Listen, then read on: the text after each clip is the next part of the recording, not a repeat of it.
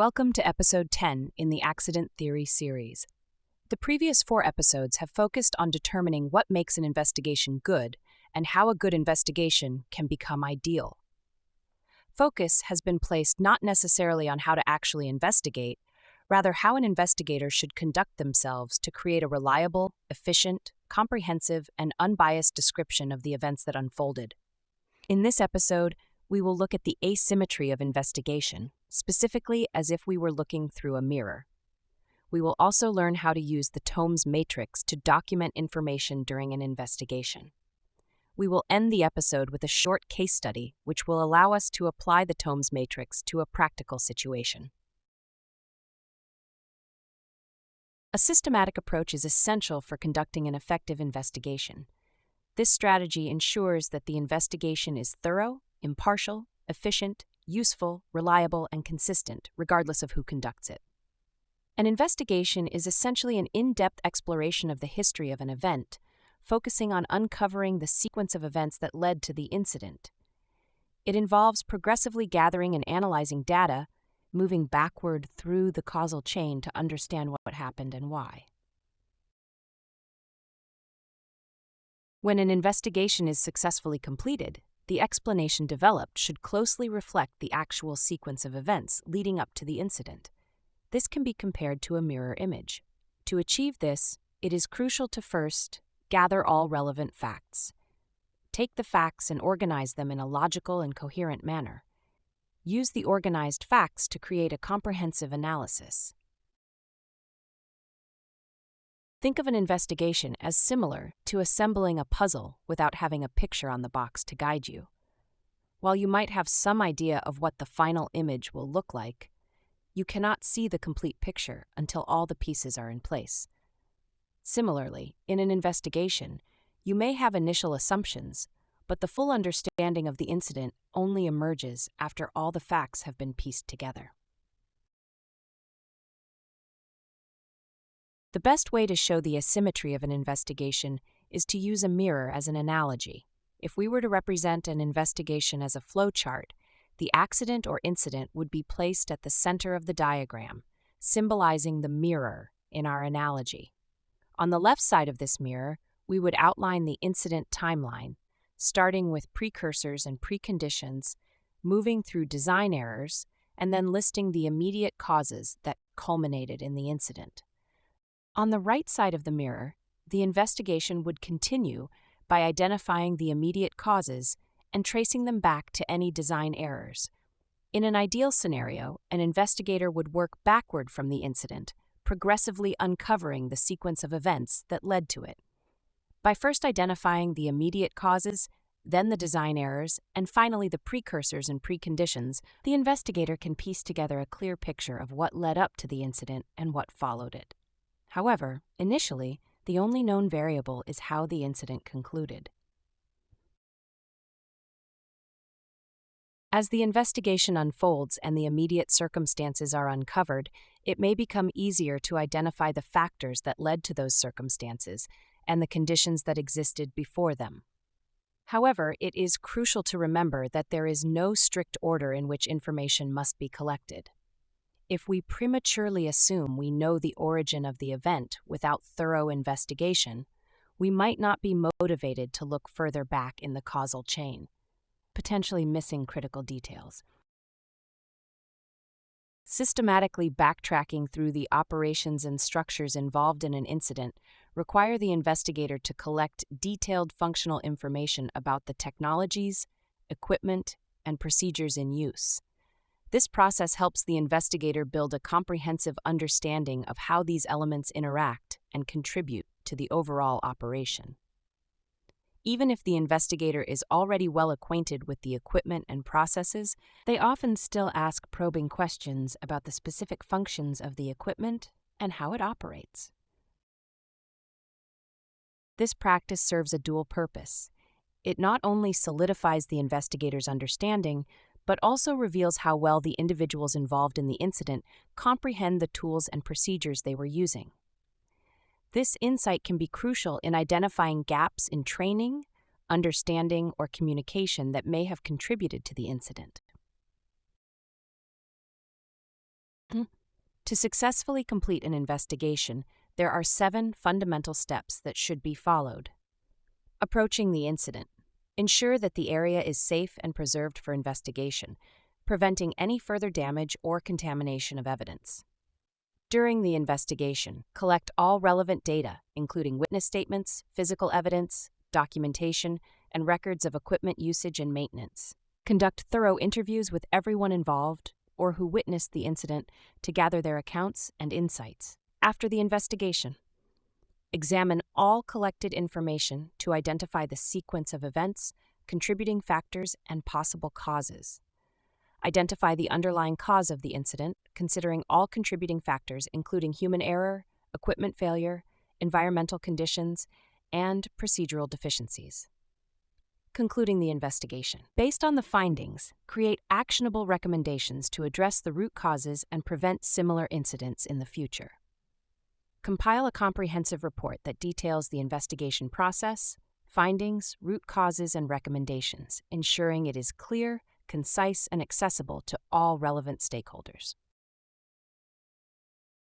Following these 7 steps will result in a structured, thorough, and credible investigation process. The ultimate outcome is not only a well-documented account of what happened and what the contributing factors were leading up to the event, but also practical strategies to improve safety, prevent recurrence, and strengthen organizational learning. Think of a time when you did not follow a logical process to complete a task. What was the result? Did the task get completed properly? Was the task completed in the most ideal way? Share your thoughts in this episode's group chat or the comments section if you're following on social media. To assess asymmetry in an investigation, a modified Haddon matrix can be used, with the acronym T.O.M.E.S, which stands for Task, Operator, Machine, Environment, and Supervision. This matrix provides a structured way to organize descriptive variables and relate them to the development and resolution of an incident, allowing for the thorough consideration and documentation of factors related to personal attributes, equipment, and environmental conditions. This ensures a comprehensive approach to analyzing and understanding an incident. Each letter in T.O.M.E.S represents a different aspect of the investigation. Task refers to the specific task or activity that was being performed at the time of the incident. The investigation examines the nature of the task, including its complexity, frequency, and any associated risks. Understanding the task helps in identifying if there were any inherent hazards or if the task was being performed correctly. Operator involves the person or people involved in the incident. The investigation looks at the experience, training, physical and mental condition, and overall competence of the operator. It also considers factors like fatigue, stress, or distractions that might have contributed to the incident. The materials aspect focuses on the materials, tools, and equipment involved in the incident. The investigation examines whether the materials were appropriate for the task, if they were in good condition, and whether they were used correctly. Any defects or malfunctions in the equipment or tools are also considered. Environment refers to the physical environment where the incident occurred. The investigation looks at factors like lighting, temperature, noise, weather conditions, and workspace layout. The environment can significantly impact the likelihood of an incident occurring, so it is essential to understand how it may have contributed. The supervision element involves the role of supervision in the incident. The investigation evaluates whether proper supervision was provided, including the clarity of instructions, oversight, and support. It also considers the adequacy of safety protocols and whether the supervisors were aware of any issues or potential risks. The T.O.M.E.S matrix essentially allows for collection of information at 3 key points in an investigation. When looking at each aspect of T.O.M.E.S, an investigator needs to determine what was happening before the incident took place, during the incident, and after the incident. This allows for the timeline of an incident to be recorded to ensure a comprehensive analysis. One important note about the last letter in the T.O.M.E.S acronym is that some safety professionals will lean towards documenting supervision, which is the evaluation of whether proper supervision was provided, including the clarity of instructions, oversight, and support, while other safety professionals prefer to document social setting, which refers to concurrent interpersonal activities, peer pressure, and other human environments. When preparing to fill in the table, it is not as simple as just gathering whatever information we can find and placing it in the table wherever it fits best. Rather, we must ask ourselves a series of questions to ensure that each column in the table has sufficient information which will allow us to continue the investigation and ultimately determine causal factors, make recommendations, and close the investigation. When investigating an incident, there are some very important questions that we need to ask during the pre-incident, the incident, and the post-incident. Although these questions may change based on the type of investigation being performed, the minimum questions we need to ask are: when looking at the pre-incident, we ask ourselves what tasks were being prepared or performed. Were there any potential risks or complexities? What was the state of the operator before the event?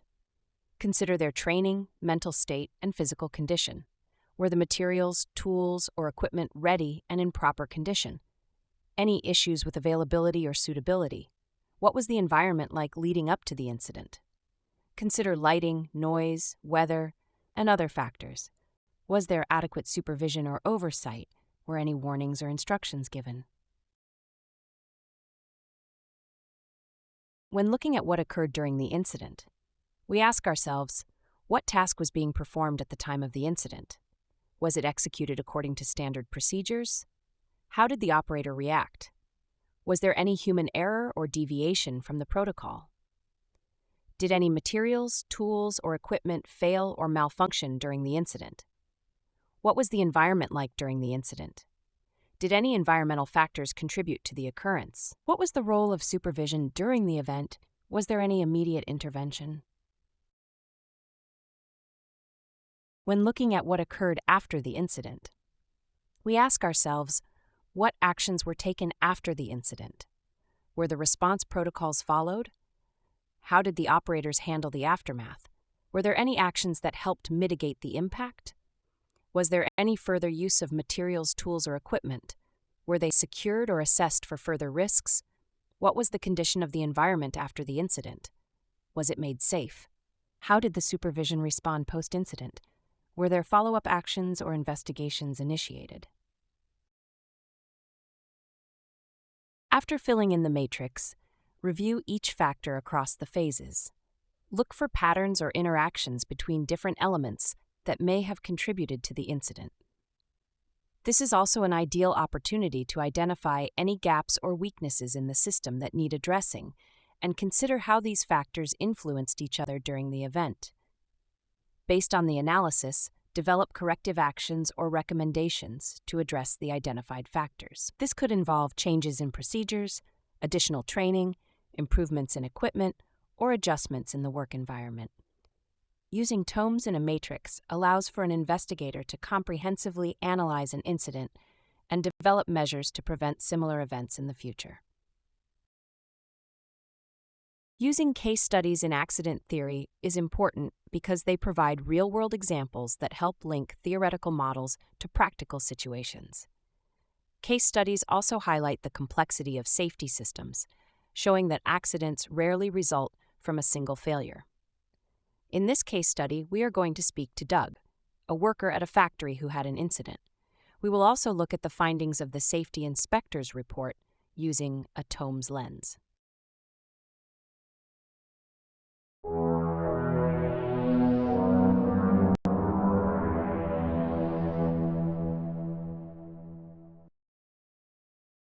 Hi, my name is Doug, and I've been a maintenance technician at the Soylent and Green Rendering facility for a while now. And today was supposed to be just another routine assignment. My task was to service one of the blending units, the kind that churns raw material into the product we process every day. This kind of maintenance isn't unusual for me. Once a month, we take these machines offline to make sure everything is running smoothly, check the seals, clean out residue, and replace any parts that look worn. There's a standard operating procedure for it, and I know it by heart. The SOP is meant to keep me on track step by step: lockout, inspection, lubrication, reassembly, and testing. I followed the usual steps, working my way through the checklist. The hum of the other equipment in the background was steady, like it always is. Nothing seemed out of the ordinary at first, but partway through, while I was working on the blending unit, something didn't feel right. The machine gave a vibration I wasn't expecting. A second later, an alarm tripped and the system forced an emergency stop. For a moment, everything froze. The blending unit locked down, the red indicator light flashed, and I could hear the silence where the machine should have been running. I knew immediately that something had gone wrong, even though I had been following the procedure. Routine maintenance isn't supposed to end with an emergency stop. As I stood there, tools still in my hand, I couldn't help but replay what I had just done. Step by step. What did I miss? What caused the shutdown? It wasn't clear in the moment, but I knew the incident would be looked at closely. The safety inspector for the facility has used a T.O.M.E.S matrix to understand the sequence of events, identify the root causes, and provide recommendations for preventing similar incidents in the future. We can follow what the inspector documented for the pre-incident, the incident, as well as post-incident. During the pre-incident, the inspector noticed routine maintenance was planned for the equipment. The SOP outlined specific steps that the operator was required to follow. The operator assigned to the task was known to be fatigued. There was no formal mechanism in place to assess or mitigate operator fatigue before starting critical tasks. During a pre-task inspection, a worn-out tool was identified. Despite recognizing the tool's condition, it was not replaced due to a perceived lack of immediate risk. The maintenance area had poor lighting, which was a known issue. However, no additional lighting was provided or planned for during the maintenance task. The supervisor was unaware of the operator's fatigue and did not conduct a pre-task briefing or assessment to ensure all conditions were optimal for the task. When the incident took place, the inspector determined that the maintenance task was performed, but the operator deviated from the SOP, potentially due to a combination of fatigue and poor visibility. The deviation led to the improper use of the worn-out tool. The operator, already fatigued, misjudged the equipment's status, leading to a critical error during the task. The mistake was not immediately recognized due to the operator's impaired judgment. The worn-out tool failed during the task, exacerbating the error and leading to a malfunction in the equipment. The poor lighting in the work area contributed to the operator's inability to properly assess the equipment and tool status, increasing the likelihood of error. The supervisor was delayed in responding to the situation as they were not immediately aware of the deviation from the SOP. This delay allowed the situation to escalate to the point where an emergency stop was necessary. After the incident had occurred, the inspector noted that an emergency stop was executed to prevent further damage to the equipment. The SOP for emergency response was followed correctly at this stage. After realizing the severity of the situation, the operator called for emergency assistance. This response was in line with the organization's emergency protocols. The failed tool was secured and tagged for replacement. This action was taken to prevent further use and to address the immediate cause of the incident. The work area was cordoned off for investigation to prevent any further access until the incident was fully analyzed and resolved. The supervisor initiated an investigation to determine the cause of the incident. This included reviewing the operator's condition, the condition of the tools, and the environmental factors that may have contributed to the error. Using the T.O.M.E.S matrix, the safety inspector determined multiple root causes for the incident, which can be viewed as interconnected factors which led to the incident occurring. These root causes were operator fatigue, The lack of a formal process to assess and address operator fatigue before starting critical tasks was a significant factor in the incident. Material condition. The decision not to replace the worn-out tool, despite its known condition, directly contributed to the failure during the task. Environmental factors. Poor lighting in the work area impaired the operator's ability to perform the task correctly, increasing the likelihood of error. Supervision gaps. The supervisor's lack of awareness of the operator's fatigue and delayed response during the task contributed to the escalation of the incident. After determining the causal factors of the incident, the safety inspector has made some recommendations to reduce or eliminate the incident from occurring in the future. Although there is not a section in the T.O.M.E.S matrix to list recommendations, it is an important step in the investigation process to consider what steps could be taken to stop the incident from occurring again. The safety inspector determined the following guidelines be implemented. Fatigue management. Implement a formal process to assess operator fatigue before starting critical tasks. Consider rotating shifts, providing adequate rest periods, and training operators to recognize and report fatigue. Tool and equipment inspection. Establish strict protocols for replacing worn-out tools and equipment. Tools identified as worn should be immediately replaced, regardless of perceived risk. Work environment improvement. Address environmental factors such as poor lighting to ensure operators have optimal working conditions. This could include providing additional portable lighting or upgrading permanent fixtures in critical areas. Enhanced supervision. Supervisors should be more actively involved in pre-task briefings and real-time monitoring.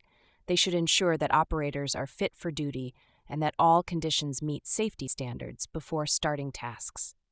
Emergency response.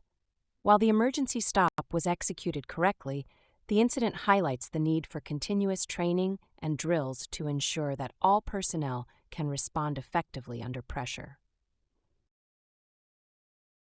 In Episode 10, we looked at asymmetry of investigations.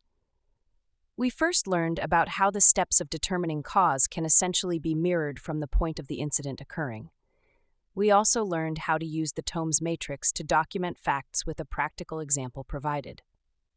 An investigation is essentially an in-depth exploration of the history of an event, focusing on uncovering the sequence of events that led to the incident. As an investigation unfolds and the immediate circumstances are uncovered, it may become easier to identify the factors that led to those circumstances and the conditions that existed before them. There is no strict order in which information must be collected during an investigation. If we prematurely assume we know the origin of the event without thorough investigation, we might not be motivated to look further back in the causal chain, potentially missing critical details. To assess asymmetry in an investigation, a modified Haddon matrix can be used with the acronym T.O.M.E.S, which stands for Task, Operator, Machine, Environment, and Social Setting, or Supervisory. Using T.O.M.E.S ensures a comprehensive approach to analyzing and understanding an incident. When looking at each aspect of T.O.M.E.S, an investigator needs to determine what was happening before the incident took place, during the incident, and after the incident. After filling in the T.O.M.E.S matrix, review each factor across the phases. Look for patterns or interactions between different elements that may have contributed to the incident. COHSI provides its students with a multiple-choice quiz at the end of each episode, which can be used as practice material for the content that has been covered. A free version of the quiz can be accessed by anyone following our content on social media by using the QR code shown on the screen. If you are a COHSI student, please complete the discussion board topics found throughout this unit, as well as the episode quiz. Both of these tasks can be found under their appropriate tabs in your learning portal. If you have any questions or concerns, please reach out to your course instructor. Thank you for watching and have a safe day.